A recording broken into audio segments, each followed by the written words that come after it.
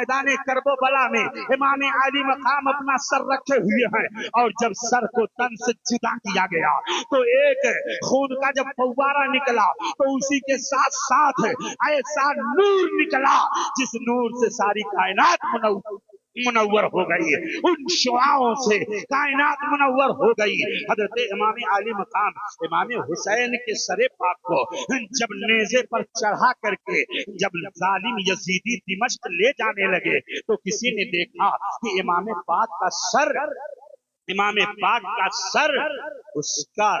جو رخ ہے پیشانی اور ناک کا رخ بھی زمین کی طرف ہے، تو کہنے والے نے کہہ دیا وہ دیکھو امام حسین جا رہے ہیں، وہ دیکھو امام حسین کا سر۔ ایک رکعت میں 2 سجدے ہوتے ہیں، ایک سجدہ تو میدان کرب و بلا میں امام علی مقام نے کیا ہے، اور دوسرے سجدے کا شوق ذرا دیکھو کہ نیزے پر سر چڑھا ہوا ہے مگر پیشانی اور ناک کا رخ زمین کی طرف ہے۔ گویا امام علی مقام بتانا چاہتے ہیں اے میرے نانا جان کے امتیوں، دیکھو دیکھو تمہارا پیارا حسین اپنا آخری سجدہ کر کے نانا جان کے امتیوں کو یہ پیغام دے رہا ہے کہ میدان کرب و بلا کے سارے پیغامات میں سے سب سے بڑا پیغام نماز کی پابندی ہے، نماز کی پابندی۔ میدان کرب و بلا میں آپ تشریف لے گئے، آوان و انصار کے ساتھ جام شہادت نوش کیا، تاریخ کربلا آپ کے سامنے ہے۔ امام علی مقام امام حسین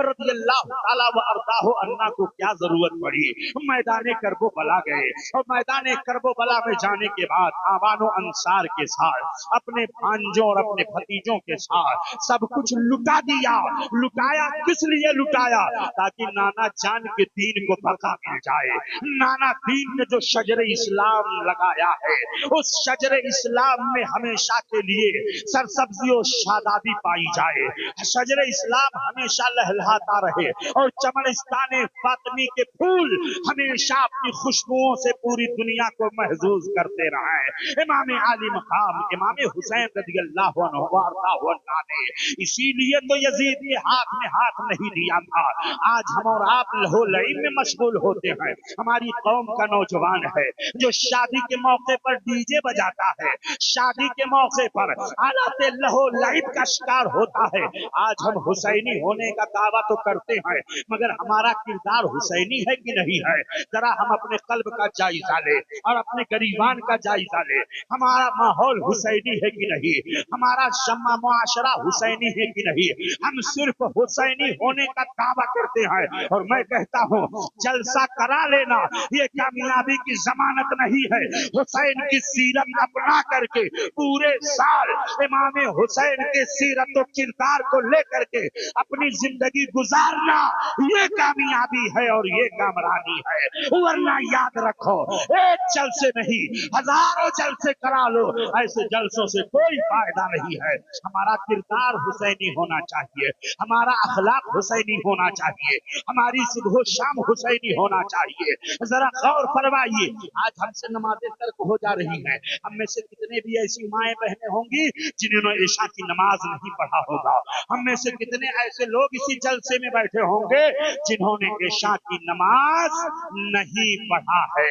اور ہم حسینی بن کر کے آ کر کے اس جلسے میں بیٹھے ہوئے ہیں۔ میں آپ سے پوچھنا چاہتا ہوں میدان کرب و بلا میں امام علی مقام نے سجدہ کیا کہ نہیں کیا؟ اور اس سجدے کے ذریعے، اس آخری سجدے کے ذریعے نانا جان کے امتیوں کو کیا پیغام دیا ہے؟ اللہ اکبر۔ کسی نے کہا میدان کرب و بلا میں امام علی مقام اپنا سر رکھے ہوئے ہیں، اور جب سر کو تن سے جدا کیا گیا تو ایک خون کا جب فوارہ نکلا تو اسی کے ساتھ ساتھ ایسا نور نکلا جس نور سے ساری کائنات منور ہو گئی، ان شعاعوں سے کائنات منور ہو گئی۔ حضرت امام علی مقام امام حسین کے سر پاک کو جب نیزے پر چڑھا کر کے جب ظالم یزیدی دمشق لے جانے لگے تو کسی نے دیکھا کہ امام پاک کا سر اس کا جو رخ ہے پیشانی اور ناک کا رخ بھی زمین کی طرف ہے، تو کہنے والے نے کہہ دیا وہ دیکھو امام حسین جا رہے ہیں، وہ دیکھو امام حسین کا سر، ایک رکعت میں 2 سجدے ہوتے ہیں، ایک سجدہ تو میدان کرب و بلا میں امام علی مقام نے کیا ہے، اور دوسرے سجدے کا شوق ذرا دیکھو کہ نیزے پر سر چڑھا ہوا ہے مگر پیشانی اور ناک کا رخ زمین کی طرف ہے۔ گویا امام علی مقام بتانا چاہتے ہیں اے میرے نانا جان کے امتیوں، دیکھو دیکھو تمہارا پیارا حسین اپنا آخری سجدہ کر کے نانا جان کے امتیوں کو یہ پیغام دے رہا ہے کہ میدان کرب و بلا کے سارے پیغامات میں سے سب سے بڑا پیغام نماز کی پابندی ہے، نماز کی پابندی۔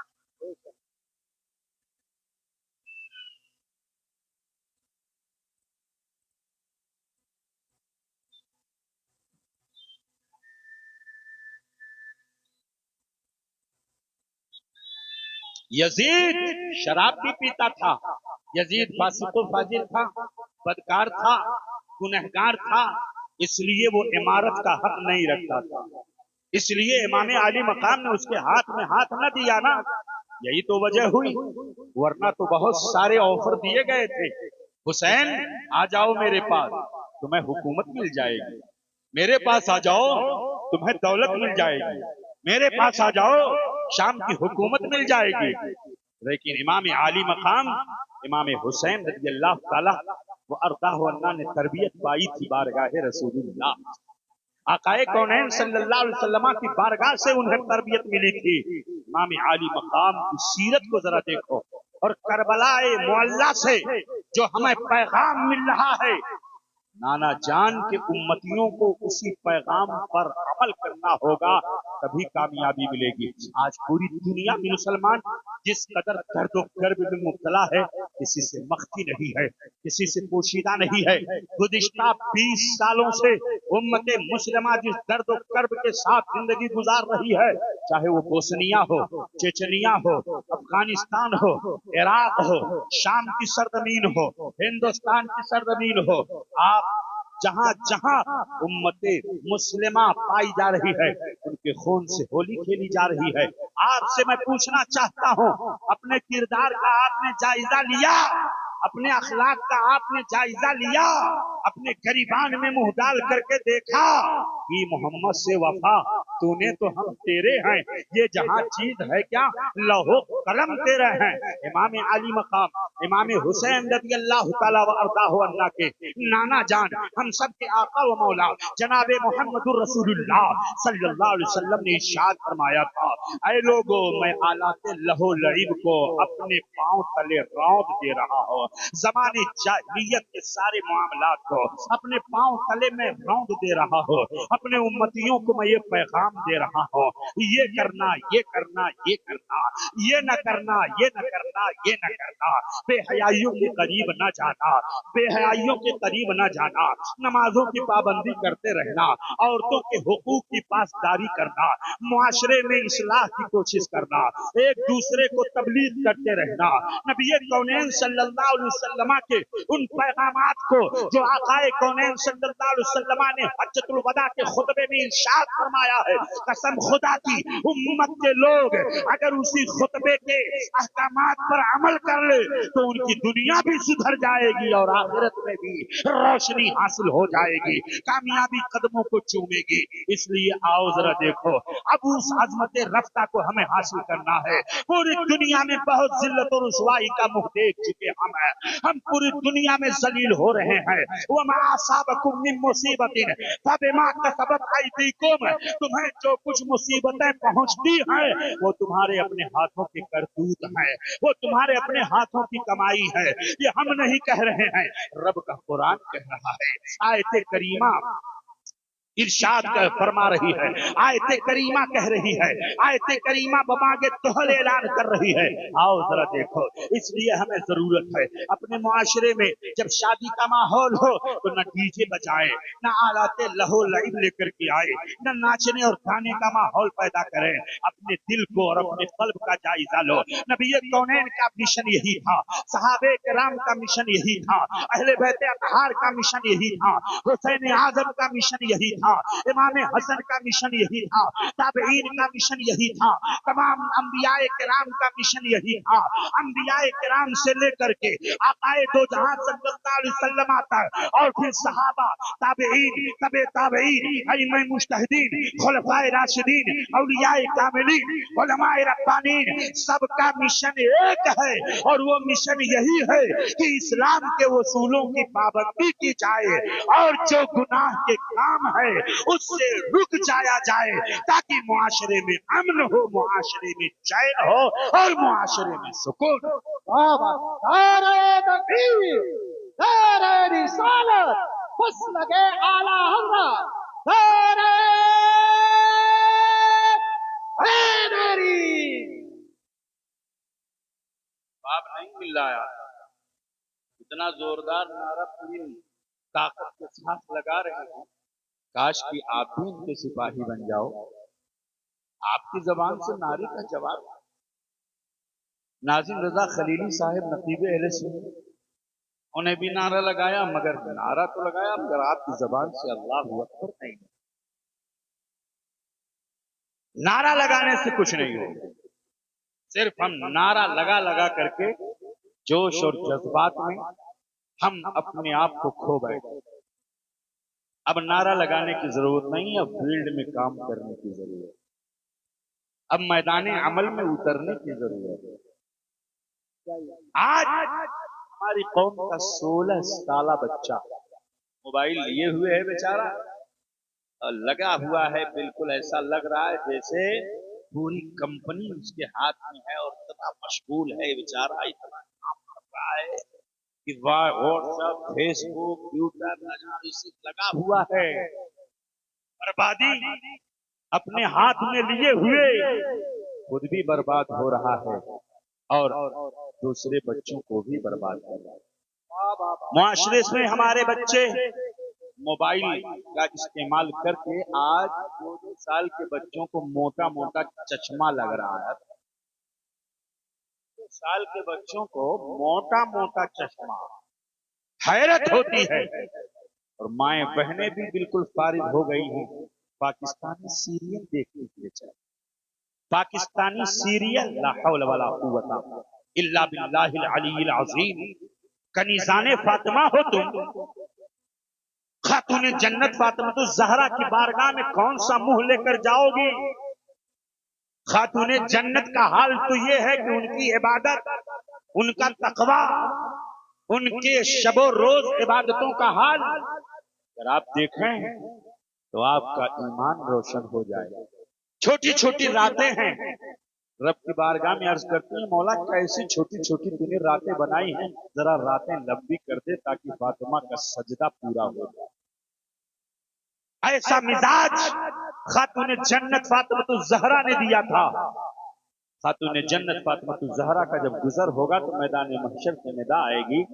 اے اہل محشر اپنی نگاہوں کو نیچی کر لو، خاتون جنت کی سواری آ رہی ہے۔ سبحان اللہ، خاتون جنت کی سواری آ رہی ہے۔ مگر یہ کنیزان فاطمہ نہ قرآن پاک کی تلاوت کرتی ہیں، نہ نمازوں کی پابندی کرتی، الا ماشاءاللہ، میں نے استثناء کر دیا ہے، بہت ساری ہماری ایسی مائیں بہنیں ہیں جو نہایت پابندی کے ساتھ نماز بھی پڑھتی ہیں اور قرآن پاک بھی پڑھتی ہیں، لیکن اکثریت ایسی ہے جو نماز سے غافل ہے، قرآن عظیم کی تلاوت سے غافل ہے۔ نوجوانوں کب تک مارے جاؤ گے؟ قرآن عظیم جو ہدایت کا سامان تمہیں فراہم کر رہا ہے، ہم میں سے کتنے ایسے ہیں جو پورا پورا مہینہ گزر جاتا ہے مگر قرآن پاک کو ہاتھ تک نہیں لگاتا، چھوتے دار کا انتقال ہو جائے تب جا کر کے مسجد میں ایصال ثواب کے لیے پارے پڑھیں گے، وہ بھی 2-4 صفحہ پڑھنے کے بعد کسی اور طالب علم کو دیں گے مدرسے کے لیجیے۔ آپ کا دل قرآن عظیم کی تلاوت میں نہیں لگ رہا، آپ نماز میں جاتے ہو مگر نماز میں جیسے ہی امام صاحب نے دو رکعت پڑھنے کے بعد مسجد سے ایسے بھاگ رہے ہیں جیسے جیل سے نکل رہے، اس کا مطلب یہ ہوا کہ دل نہیں لگ رہا،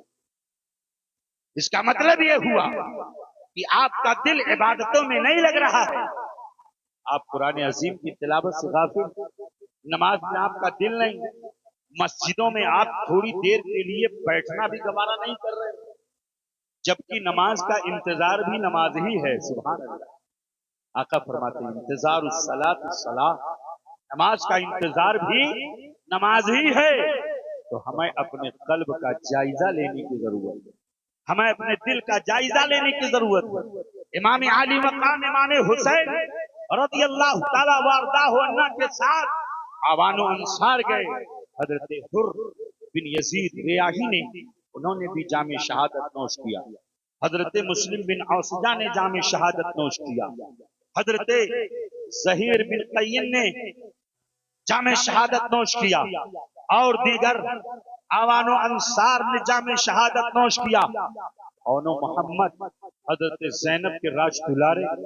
حضرت عبداللہ کے لخت جگر انہوں نے جام شہادت نوش کیا، حضرت قاسم رضی اللہ تعالیٰ وارضاہ عنہ نے، ابھرتی ہوئی جوانی ہے، نوجوانوں ذرا غور تو کرو، میدان کرب و بلا سے کیا پیغام تمہیں ملا ہے۔ آج اذان ہوتی ہے مسجد سے مگر آپ کے کان میں اذان کی آواز جاتی ہے مگر آپ اذان سن کر کے نماز کی طرف نہیں آتے، کبریائی رب کی بیان نہیں کرتے ہو، آقا کونین صلی اللہ علیہ وسلم کی رسالت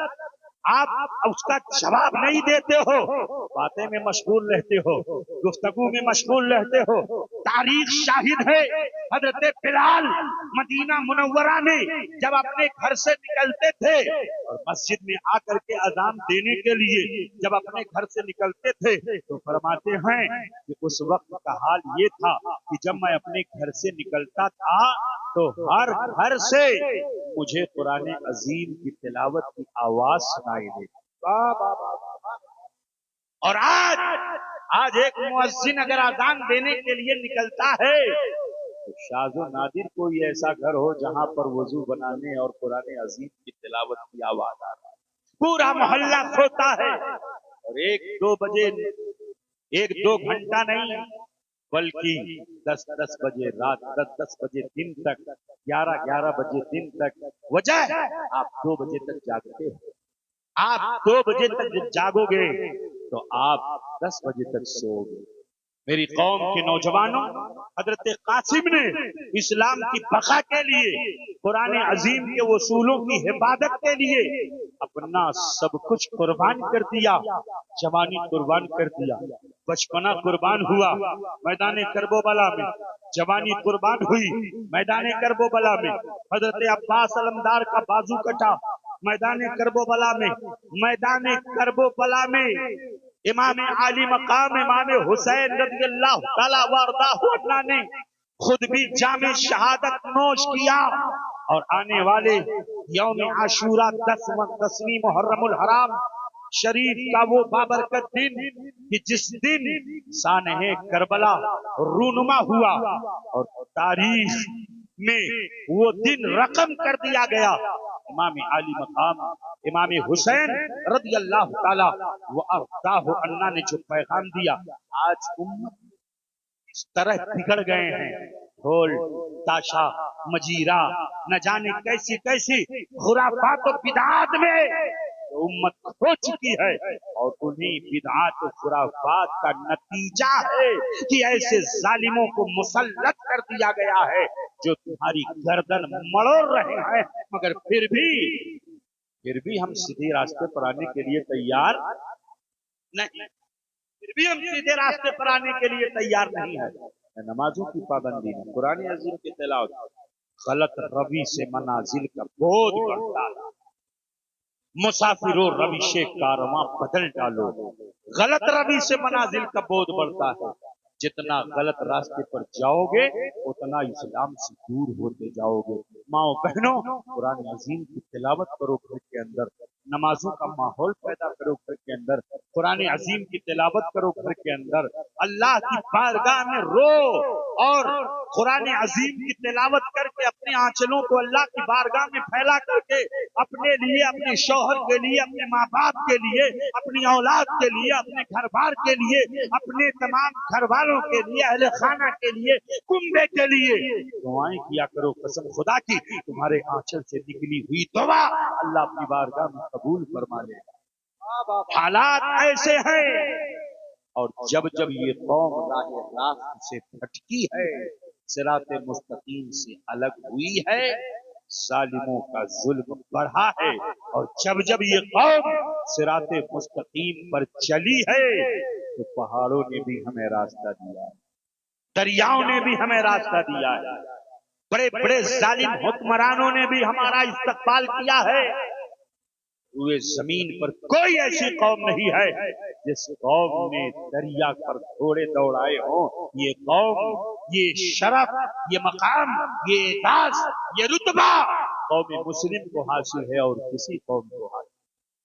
की। मोहम्मद से वफा तूने तो हम तेरे हैं, ये जहां चीज है क्या लौहो कलम तेरे हैं। अहद कर लो, अहद कर लो कि पूरी जिंदगी हमसे कभी नमाज नहीं छूटेगी। अहद कर लो कि हम रोजाना कुरान पाक की तिलावत करेंगे। अहद कर लो अपने गुनाहों पर नादिम होंगे, रोएंगे, गिड़गिड़ाएंगे, अल्लाह की बारगाह में गुनाहों से तौबा करेंगे, किसी पर गलत निगाह नहीं डालेंगे, किसी की बहू और बेटी पर गलत निगाह नहीं डालेंगे। हमारी निगाहों में तकवा होगा, हमारी जबान पर नफासत होगी, हमारी जबान पर सच्चाई होगी, हमारा दिल ताहिर होगा, हमारा दिल पाक होगा। और जब हम अपने वजूद को पाको साफ कर देंगे तो इंशाअल्लाह रब की रहमतें हमारी जानिब मुतवज्जह होंगी।